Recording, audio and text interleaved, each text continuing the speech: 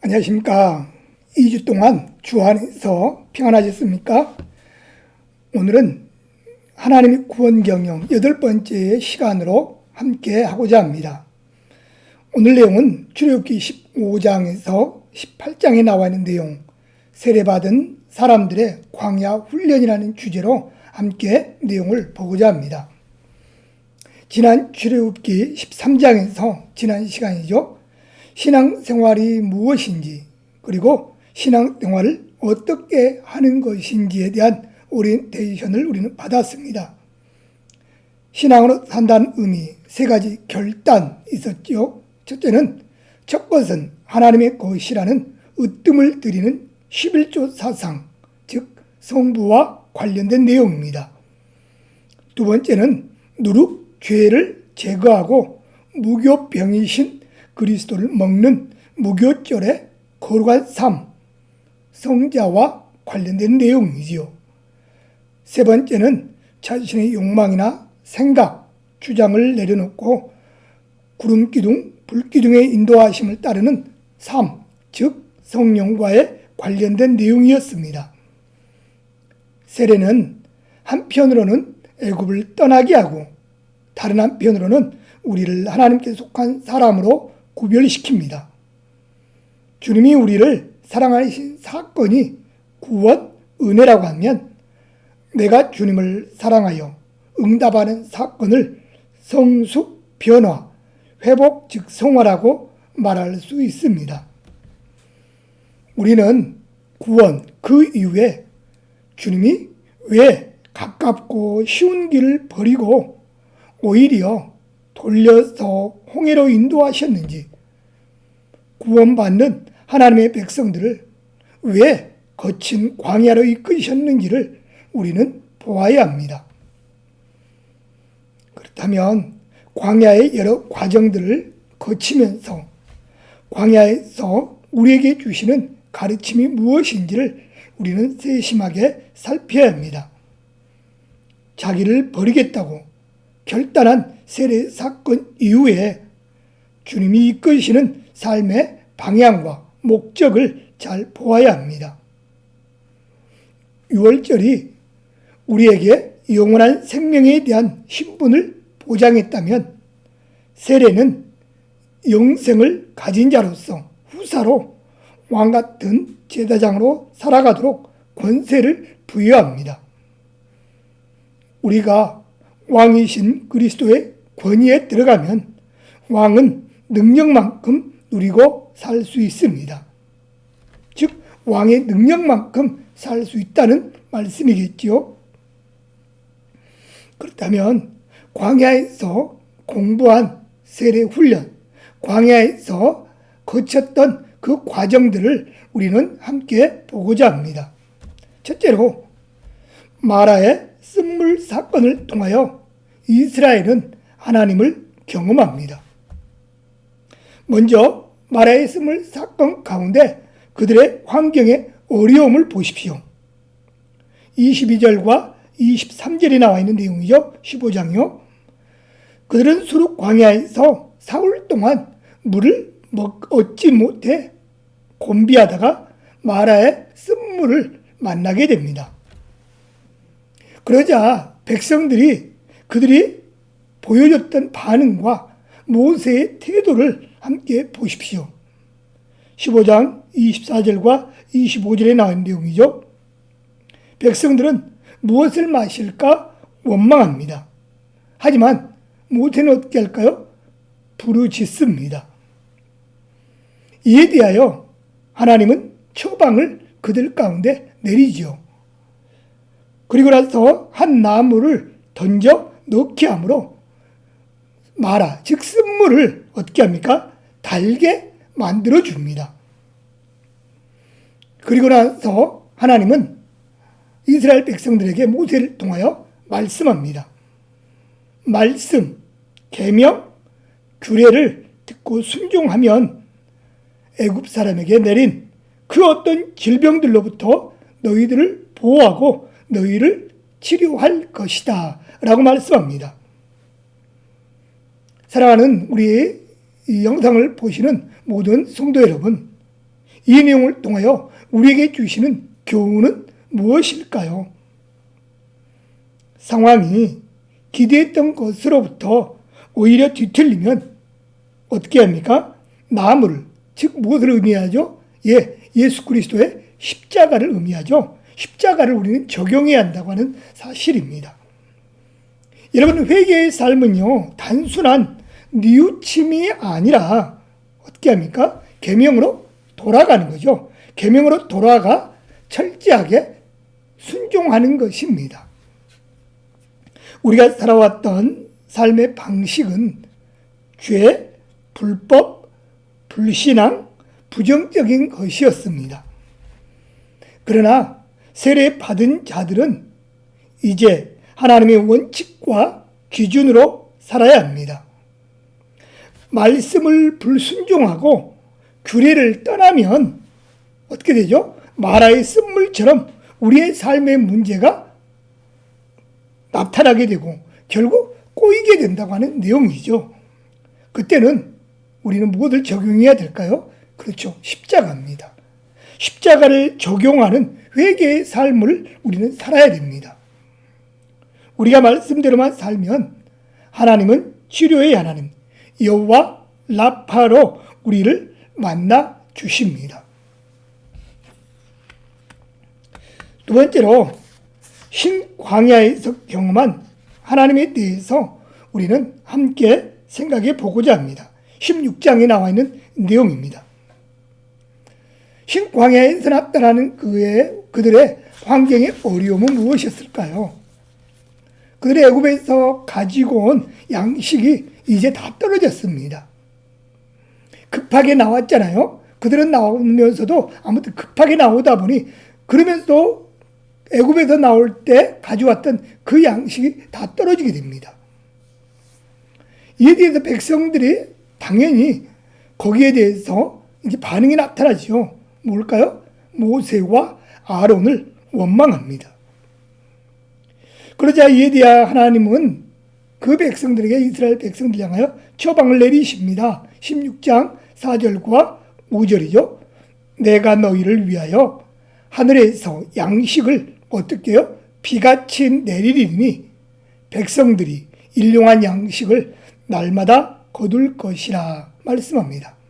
다시 말씀드리면 애굽에 나올 때 가져왔던 양식이 다 떨어지자 그들은 당연히 모세와 아론을 원망하게 되었고, 이로 인해서 하나님은 이 백성들 향하여 주셨던 처방은 하늘로부터 양식이 비같이 내려주시겠다. 일용한 양식을 날마다 거둘 것이다 라고 말씀을 해 주었습니다. 여기에 대한 하나님의 말씀은 뭘까요? 이같이 하여 그들이 내 법을 준행하나 아니하나 내가 시험하리라 라고 말씀합니다. 사랑하는 우리 모든 성도 여러분, 여기에 대해서 우리가 알아야 될 교훈, 받아야 할 교훈은 뭘까요? 광야, 그 양식은 땅에서 얻지 않고 어디에서요? 하늘에서. 그렇죠. 하늘에서 얻는다는 것이죠. 배가 고픈가? 그렇다면 우리는 어떻게 할까요? 하늘을 바라보아야 합니다. 하늘을 바라볼 때 비같이 내리는 하늘 양식을 이 백성들 통하여 우리에게 말씀하고 계시는 것처럼 우리는 양식을 날마다 거두게 된다고 하는 사실이죠. 정말 우리는 누군가를 사랑한다면 당연히 우리는 그 사람을 따르게 됩니다. 그리고 그 사람을 통해서 배우게 되고 닮아가게 되죠. 그가 나의 양식이요 삶이요 존재 이유가 됩니다. 사랑은 공급이요 행복이요 사상이요 가슴이기 때문입니다. 즉 다시 말하면 사랑하면 그 사람을 통하여 우리는 배우게 되고 그 사람을 또 통하여 가지고 있는 생각, 마음들을 우리는 서로 공유하며 닮아가게 된다고 하는 사실이죠. 세 번째는 르비딤에서 그들은 하나님을 만나게 됩니다. 출애굽기 17장에 나와 있는 내용이요. 17장 1절로 7절입니다. 그들은 환경에 어려움을 부딪히게 됩니다. 다시 말하면 환경의 어려움을 만나게 됐다고 하는 내용이죠. 하나님의 백성들, 그 이스라엘 백성들은 르비딤이라고 하는 그곳에 장막을 치게 됩니다.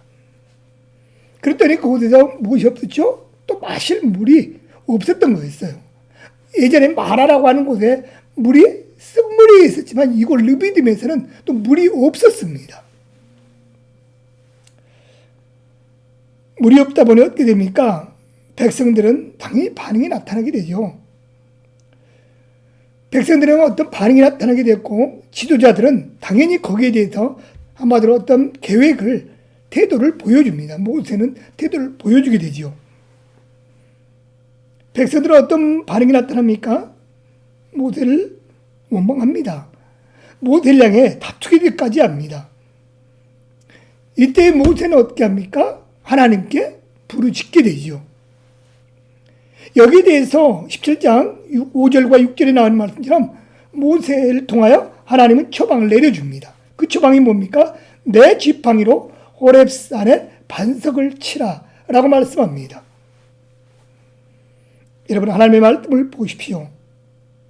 반석에서 물이 나오리니 백성이 마시리니 라고 말씀합니다. 사랑하는 우리 모든 성도 여러분, 하나님의 영을 받아야 우리는 하나님과 교통할 수 있습니다. 즉 다시 말하면 하나님의 영을 받아야 우리는 그 영을 가지고 우리는 하나님과 교통할 수 있다고 하는 사실이죠. 그리고 하나님의 가슴을 알아야 우리는 하나님과 교제할 수가 있습니다. 네 번째는 아말렉과의 전투를 통하여 하나님은 말씀하십니다. 내용 기억하시죠? 17장 8절부터 나와 있는 내용입니다. 환경의 어려움이 무엇이었습니까? 아말렉이 와서 이스라엘과 르비딤에서 싸우게 됩니다. 조금 전에 르비딤에서 어떤 일이 벌어졌습니까? 물 때문에 마실 물이 없다고 원망했는데 그것이 지나고 나자 또 이스라엘 백성들은 르비딤이라고 하는 이 지역에서 아말렉과의 전투가 벌어집니다. 지도자의 이 모습 속에서는 어떻게 이걸 대치하죠? 기도의 동역자를 데리고 올라가죠. 아론과 훌을 데리고 올라갑니다. 그리고 여호수아를 통하여 아말렉과 싸우도록 허락을 합니다. 여호수아는 사람들을 택하여 전직 들어가고 모세는 아론과 훌을 데리고 와서 기도하러 올라가게 됩니다. 하나님 말씀하죠. 여호와가 아말렉과 더불어 대대로 싸우리라. 그 내용을 기억하십니까? 아말렉과의 싸움을 하고 있을 때 결국 모세의 손이 올라가면 어떻게 했죠? 이스라엘 백성들이 이겼습니다. 아니 이기지요. 그런데 모세도 사람인지라 손이 피곤해 내려오면 아말렉이 이스라엘 백성들을 치게 되는 이런 모습을 보게 됩니다. 그래서 기도의 손이 내려오지 않도록 하기 위해서 아론과 훌이 모세의 손을 받쳐주는 이런 모습으로 우리는 성경을 통하여 배우게 됩니다. 하나님의 백성이 진군하는 일을 막았던 아말렉, 하나님이 대대로 싸우시겠다고 말씀하셨습니다. 하나님의 나라를, 교회를 방해하지 말라는 것이죠. 하나님의 원수로서면 후손에게까지 저주를 받게 되는 내용입니다.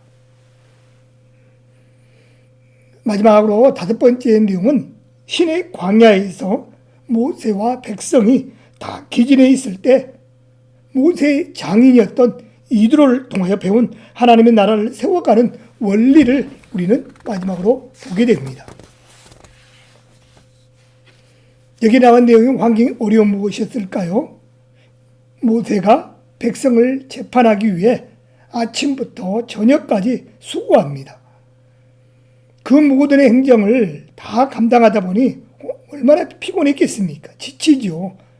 그 책임이 너무 중하해서 지치고 또 모세를 통하여 송사를 의뢰한 백성들도 기다리다가 기력이 쇠하기까지 합니다. 이에 대해 지도자의 태도는 무엇이었습니까? 하나님께 묻기도 하고 하나님의 법도와 율례를 알아 사람들을 도울 뿐만 아니라 사람의 지혜로운 권고에도 귀를 기울이게 됩니다. 문제를 해결하는 처방이 무엇이었습니까? 장의이대로는 능력 있는 사람들을 택하여 천부장, 백부장, 50부장, 10부장을 삼아서 모세를 대신하게 이야기합니다. 대신해라 라는 내용이죠. 혼자 감당하면 쓰러진다. 그렇지만 또 너한테 의뢰받고자, 너한테 어떤 재판을 받고자 오는 사람들도 많은 사람들이기 때문에 기다리는 사람들도 지쳐버린다 라는 것입니다. 그래서 천부장, 백부장, 50부장, 10부장을 세워서 그 사람을 통하여 먼저 의뢰하고자 하는 것들, 문제를 해결받고자 하는 것들, 그 사람들이 자기들의 하나님 은혜 가운데 먼저 해결할 수 있도록 짐을 나눠지라는 것이죠. 하나님이 주신 지혜는 무엇이었습니까? 중간 지도자를 선택하여 그들에게 율례와 법도를 가르치고 마땅히 갈 길과 할 일을 훈련함으로 모세를 대행하게 합니다. 여기에 우리가 얻어야 교훈이 있습니다. 하나님의 나라의 건설은 사람을 훈련시키고 세워서 함께 동역함으로 이루어집니다. 개인의 리더십이나 탁월성으로 세워가는 것이 아니라는 것이죠. 사랑하고 존경한다면 그가 원하는 무엇을 못 해주겠습니까? 모든 것을 주고도 또 주지 못했던 것이 없나 오히려 찾아보는 것이 진정 사랑하는 사람들의 마음이고 존경하는 사람의 마음입니다. 하나님은 사람을 세워 함께 동역함으로 하나님 나라를 세워가기를 원하십니다. 그의 나라, 그의 왕국이 우리 만남의 목적입니다. 우리는 목자와 함께 10부장, 50부장, 100부장이 되어 하나님의 나라, 하나님의 통치를 우리는 도와야 합니다.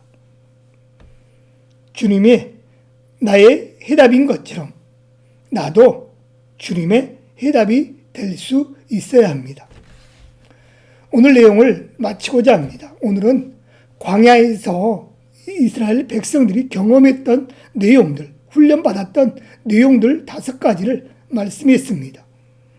이 훈련들의 내용을 다시 한번 이스라엘 백성들에게 허락했던 훈련으로만, 교훈으로만 끝나지 않고 이 한 주간 저와 우리 모든 분들에게도 주시는 광야의 시간들, 훈련으로, 교훈으로 우리가 받아서 이 한 주간도 하나님의 마음에 시원함을 줄 수 있는, 하나님을 사랑한다면 그분의 그 뜻을 이루어드리는 귀한 한 주간이 될 수 있기를 간절히 바랍니다. 다음 시간에는 출애굽기 19장에 나와 있는 언약의 관계로 함께 말씀을 통하여 함께 보고자 합니다.